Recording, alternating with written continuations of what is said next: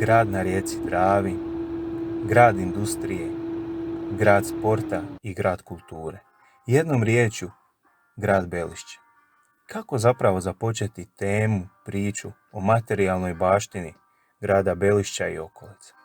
Možda je najbolje krenuti od jedne zgrade koja je najpoznatija, ili možemo reći najvjerojatnije najpoznatija u Belišću, a to je Palača Gutman, upravna zgrada ili Palej.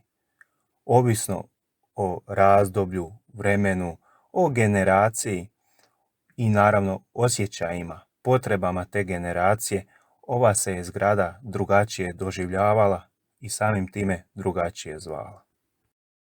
Sagrađena je početkom 20. stoljeća, otprilike 2 desetljeća nakon osnutka, nastanka Belišća, industrijskog središta tadašnje Slavonije, Srijema i Baranje, ili možemo zapravo točnije reći istočne i jugoistočnog dijela nekadašnje Austro-Ugarske monarhije. Ova zgrada mnogobrojne ljude zbog svoje monumentalnosti, vanjštine i unutrašnjosti ostavljala je bez daha. Bilo one koji su dolazili svaki dan ili one koji su bili zapravo prolaznici u ovoj zgradi. Osim monumentalnosti ove zgrade, možemo reći i da je karakteristika, odnosno značajka ove zgrade i svojevrsna povijest Belišća i okolice u malom. Od nikada obiteljske kuće, obitelji Gutman, preko vojne bolnice i skloništa, pa središta života kombinata i Belišća, do tužne sudbine početkom 1992. godine, odnosno požara, koji je uzrokovan topičnim napadima od Baranje od strane tadašnjih pobunjenih Srba i Jugoslavenske narodne armije.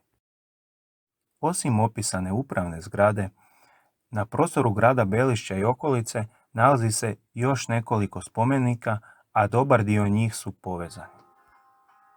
Zbog lakšeg opisa te povezanosti spomenika, prvo trebamo spomenuti fontanu koja je podignuta prije više od 4 desetljeća povodom 90 godina razvoja industrije naselja Belišće, a samim time naravno i Slavonske Podravine, a kada gledamo i kontekst toga vremena, podignuta je i povodom 25 godina samoupravljanja u Belišću. Na njoj su prikazani i temelji razvoja industrije u Belišću i samog Belišća, pa je tako isto prikazan i gater, a jedan gater se trenutačno nalazi između Palače Gutman i takozvanog činovničkog doma, odnosno bijele zgrade, bijele kuće.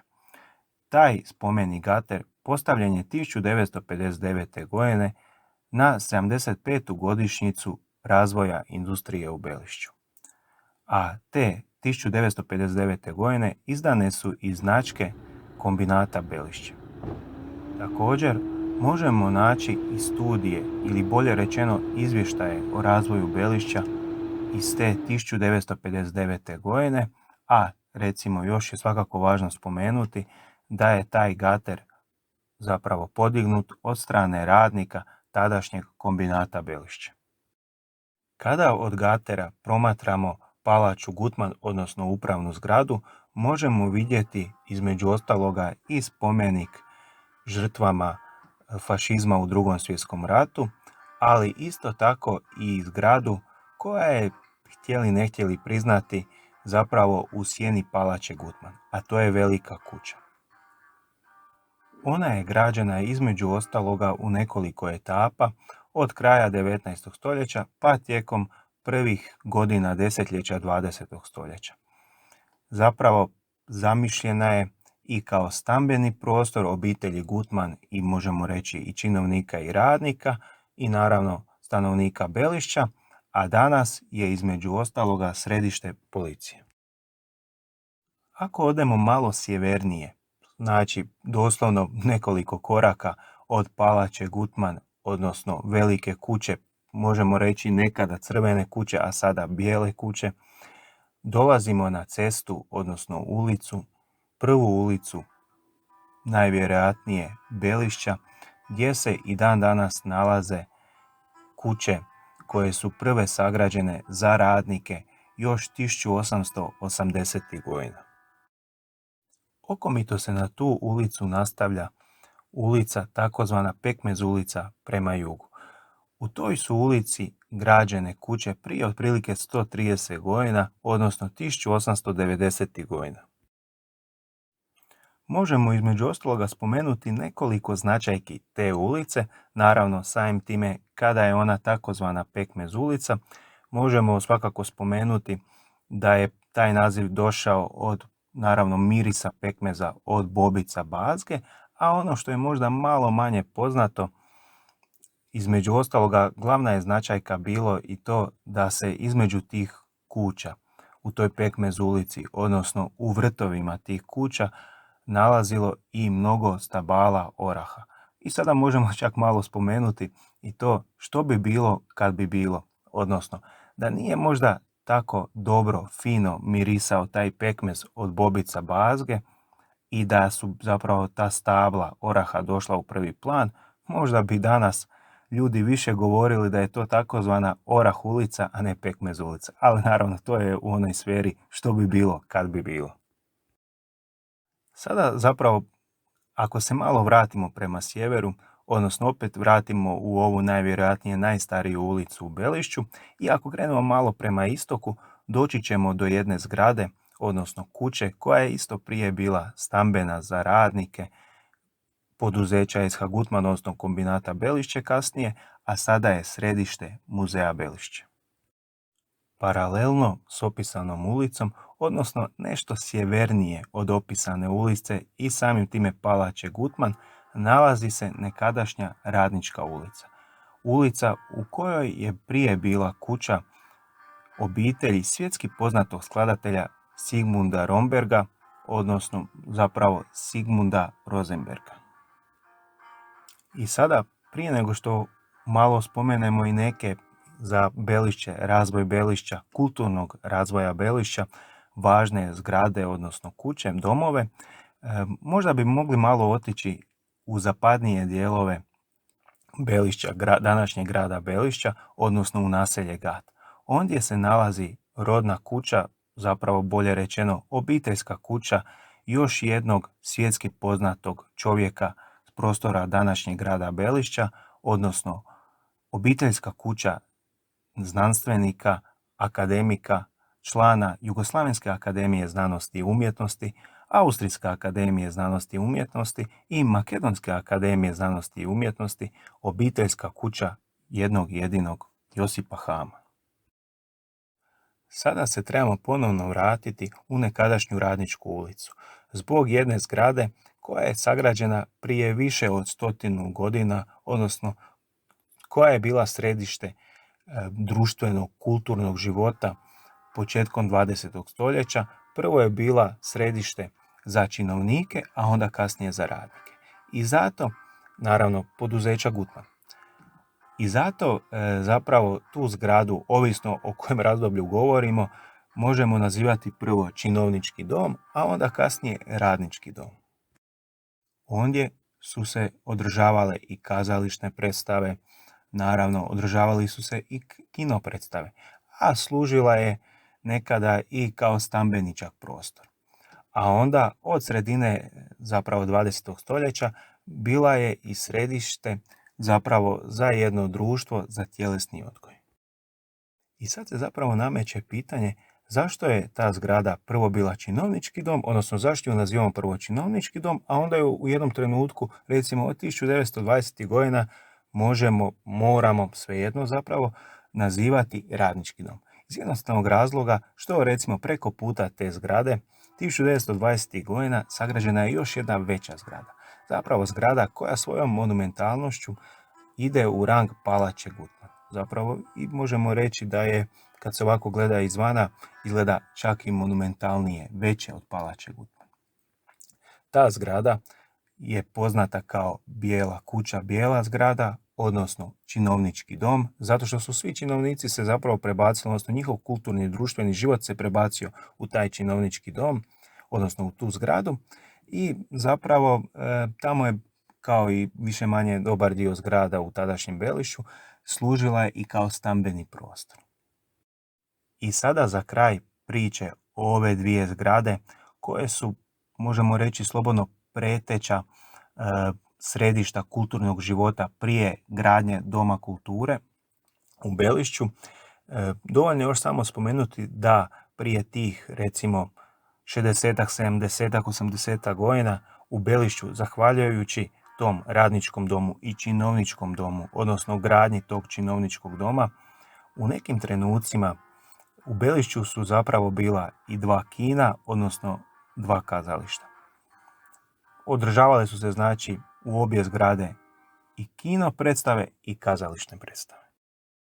Kada bi se prije tih recimo 80-ak, 90-ak godina ljudi uputili nakon odgledane kazališne ili kino predstave, bilo u činovničkom domu ili u radničkom domu, ovisno, ajde recimo, jesu li bili radnici ili činovnici poduzeća SH Gutman, kada bi se uputili prema jugu, prošli bi današnjim trgom doktora Ante Starčevića, onda bi došli na Korzo i što bi onda bilo? Onda bi ugledali sa desne strane današnju zgradu u kojoj se nalaze poslovni prostori, a nekada zgradu Pučke škole. Nešto zapadnije od ove nekadašnje zgrade Pučke škole nalazila se još jedna zgrada koja je sagrađena recimo 2-3 desetljeća prije ove zgrade, a ona je služila kao prva zgrada Pučke škole. Ona se je nalazila na prostoru današnjeg parkinga tržnog centra. I sada ova zgrada koju i dan danas možemo vidjeti kada hodamo Korzom, ta zgrada je imala ovako malo burnu prošlost. Od nekadašnje Pučke škole, pa onda preko omladinskog doma gdje su ljudi uživali u mnogobrojnim plesnjacima, naravno upoznavali svoje možda prve ljubavi itd., pa do današnjih poslovnih prostora. Prije nego što krenemo Korzom prema jugu, možemo još malo popričati o školskim zgradama. Pa tako recimo i dan danas imamo jednu školsku zgradu u Bocanjevcima i jednu u Vinogradcima, a obje su sagrađene u vrijeme Austro-Ugarske monarhije. Po toj logici sagrađene su prije tih 100 godina. Nešto sjeverozapadnije, točnije u naselju u Veliškovci, također se je do prije 15 godina kada je srušena nalazila jedna školska zgrada iz vremena Austro-Ugarske monarhije. Ta se zgrada nalazila na prostoru današnjeg dvorišta, današnje školske zgrade, koja je zapravo područna škola osnovne škole Ivana Kukuljevića u Belišću. I sad kad smo u Veliškovcima, svakako trebamo spomenuti i jedan spomenik koji se nalazi u župnu crkvu Svetog Roka u Veliškovcima. To je spomenik podignut za župljane koji su poginuli, dali svoj život tijekom Prvog svjetskog rata. Kada krenemo od ovoga spomenika preko Belišća i preko rijeke Drave u Baranju, ugledat ćemo jedan spomenik s desne strane na kojemu piše: Jak sam kao zemlja koja me rodila, vječan kao zemlja koja me pokrila. Ovaj je spomenik podignut u spomen poginulim hrvatskim sinovima 107. brigade Hrvatske vojske. I sada za kraj još možemo malo otići do onoga spomenika na trgu doktora Ante Starčevića, odnosno do fontane. Na toj fontani se nalazi i prikaz vlaka. I sada možda nekima može pasti na pamet, pa zašto prikaz vlaka na toj fontani? Ako već znamo da ta fontana prikazuje razvoj, boljitak, uspjeh grada Belišća, odnosno industrijskog Belišća. Sada, ako promatramo povijest od 1880. godina, pa recimo negdje do 1960. godina, odnosno do kraja 1960. godina, možemo vidjeti da je Belišće, osim što je bilo industrijsko središte, bilo je i prometno središte. Središte Slavonsko-podravske željeznice. Željeznice koje se nešto iskusniji i stariji sjećaju sa suzom u oku jer imaju mnoge lijepe uspomene, a mladi vjerojatno postupno kada čuju priče o ovoj Slavonsko-podravskoj željeznici postavljaju si neka pitanja. Ali to je naravno tema za neku drugu priliku, odnosno neki drugi dio zapisa iz Belišća. Sve u svemu, ova je željeznica povezivala Osijek, Valpovo, Belišće kao središte ove željeznice Donji Miholjac, nekadašnji tijekom 19. stoljeća Šokac Miholjac, Slatinu i Orahovicu i sva naselja koja su se nalazila na ovim pravcima, ali i južno. Iz jednostavnog razloga što ova željeznica je u početku bila zapravo namijenjena za promet stablima, odnosno deblima za pilanu u Belišću i naravno svu drugu industriju u Belišću, a onda s vremenom jednostavno po logici stvari i ljudi su počeli putovati, odnosno ova je željeznica služila i za svakodnevni promet roba i ljudi, kako bi se reklo. Uspomena, odnosno baština ove Slavonsko-podravske željeznice je današnja cesta koja, možemo slobodno reći, posebno izgleda između nogometnog kluba Belišće, odnosno igrališta i prostora nogometnog kluba Belišće i današnjeg autobusnog kolodvora. Naravno i ta zgrada autobusnog kolodvora je baština te Slavonsko-podravske željeznice, jer je to bio željeznički kolodvor, onda i zgrada nekadašnje Slavonsko-podravske željeznice, odnosno upravna zgrada nekadašnje Slavonsko-podravske željeznice također je baština i naravno nikako ne smijemo zaboraviti i takozvane zelene kuće, odnosno kuće, stambene zgrade nekadašnjih radnika, zaposlenika te Slavonsko-podravske željeznice. Na temelju opisane materijalne baštine na prostoru današnjeg grada Belišća i Slavonske Podravine možemo reći da je Belišće od samih svojih početaka, odnosno od 1880. godina, industrijsko središte Slavonske Podravine, Slavonije, Srijema i Baranje, ali i naravno i šire, ali isto tako možemo reći i da je Belišće bilo žila kucavica, odnosno prometno središte zahvaljujući Slavonsko-podravskoj željeznici. To bi bilo to za sada što se tiče baštine Slavonije, Srijema i Baranje, odnosno Slavonske Podravine. Želim vam ugodan ostatak dana. Doviđenja.